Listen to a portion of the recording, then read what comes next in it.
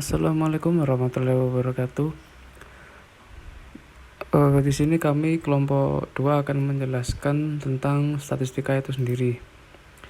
Yang dimana kita akan menjelaskan 6 bagian. Yang pertama perkenalan diri, lalu yang kedua ada pengertian, jenis, tujuan serta manfaat, fungsi, peranan berstatistik dalam transportasi, serta yang terakhir penutup. Inilah anggota kami. Yang pertama Muhammad Zaki Azura, NIT 0820 012104, Maheswari Elvareta Paramesti, NIT 0820 011 204, Iputu Sugiyadika NIT 0820 009104, Muhammad Azan Zainalval, NIT 0820 013104, Muhammad Bagas Giri Seno Aji, NIT 0820 014104, Hidian Rahmawan, NIT 0820 008104, Ilman Nurfadila Agnia, NIT 0820 010204. Pengertian. Apa sih statistik itu? Statistik adalah sekumpulan metode dan aturan mengenai pengumpulan, analisis, pengolahan, dan penafsiran data dari angka-angka yang menjelaskan data atau hasil pengamatan dan disusun dalam bentuk diagram dan atau tabel di mana isinya menjelaskan mengenai masalah tertentu. Jadi ini adalah contoh sebuah data statistik. Ya, untuk yang selanjutnya, yang ketiga, jenis dan tujuan. Apa saja sih jenis, tujuan, serta manfaat dari statistika itu sendiri? Untuk jenis statistika yang berdasarkan orientasi pembahasan, statistika dapat dibedakan menjadi dua, yakni statistika matematika dan statistika terapan.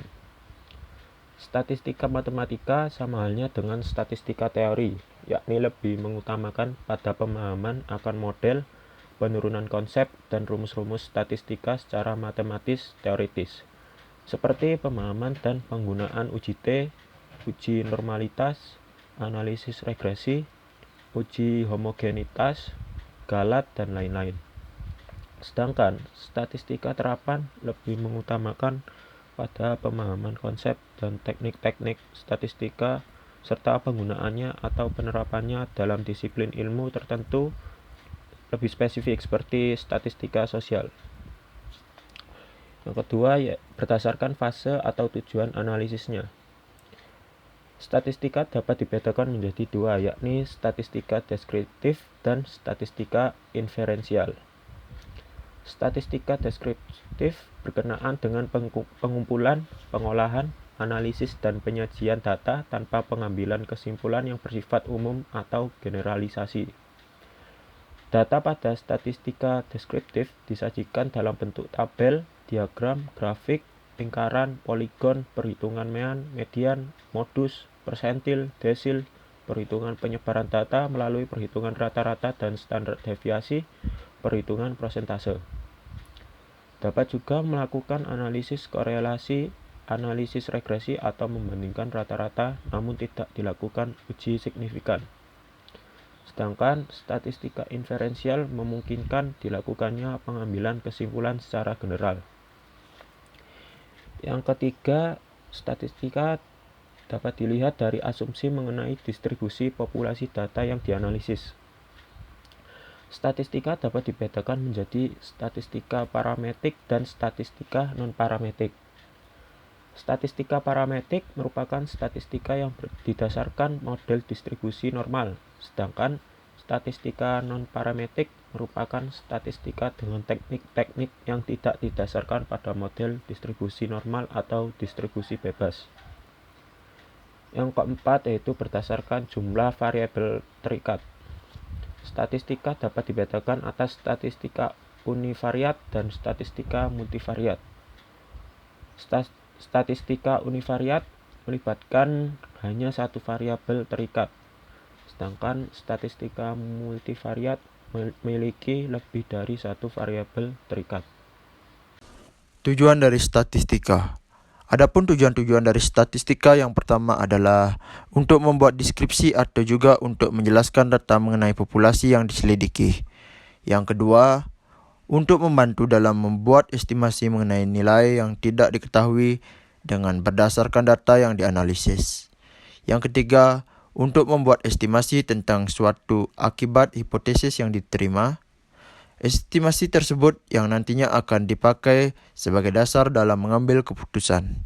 Yang keempat, untuk mengurangi jumlah populasi yang luas pada ukuran yang lebih kecil supaya lebih mudah untuk dipahami. Manfaat dari statistika.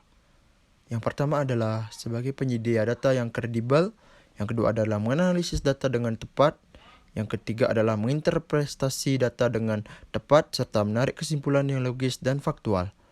Yang keempat adalah memprediksi keadaan di masa yang akan mendatang. Yang kelima adalah membantu pengambilan keputusan. Yang selanjutnya ada fungsi statistika. Menurut Dodit Aditya Setiawan dalam pengantar statistika tahun 2013, menyebutkan secara khusus statistika mempunyai 3 fungsi, yaitu yang pertama ada bank data, yang dimana bank data ini adalah ilmu statistika yang berfungsi sebagai bank data atau penyedia atau sumber suatu data. Data tersebut dapat dibaca, dianalisis maupun diolah untuk menjelaskan suatu keadaan. Misalkan suatu penelitian ilmiah memerlukan data tersebut akan diambil secara statistika dengan cara sampling. Yang kedua adalah alat kontrol kualitas atau quality control.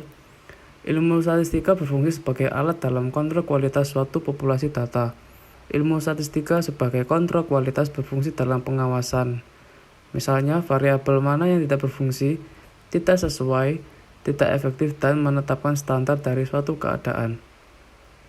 Misalnya dalam industri transportasi, angka digunakan sebagai standar kualitas suatu kendaraan. Data diambil melalui pengujian dan dianalisa secara statistika untuk menentukan apakah kendaraan tersebut sesuai dengan standar yang berlaku atau tidak. Yang ketiga, pemecahan masalah. Data yang diolah melalui ilmu statistika berfungsi untuk membantu memecahkan masalah. Tren dari data bisa memberikan prediksi keadaan di masa mendatang yang berguna untuk pengambilan keputusan di masa sekarang. Hal ini bertujuan untuk menghindari suatu resiko atau kejadian buruk dalam suatu populasi di masa depan. Poin yang kelima yaitu peranan statistika dalam kehidupan sehari-hari dan pada bidang transportasi. Apa aja sih peranan statistika dalam kehidupan sehari-hari serta pada bidang transportasi? Dalam kehidupan sehari-hari terdapat perhitungan laba dan rugi. Dalam perhitungan laba dan rugi dapat juga untuk memenuhi kebutuhan manajemen yang digunakan untuk merumuskan perencanaan sebagai alat kendali dan sebagai dasar untuk evaluasi hasil kerja.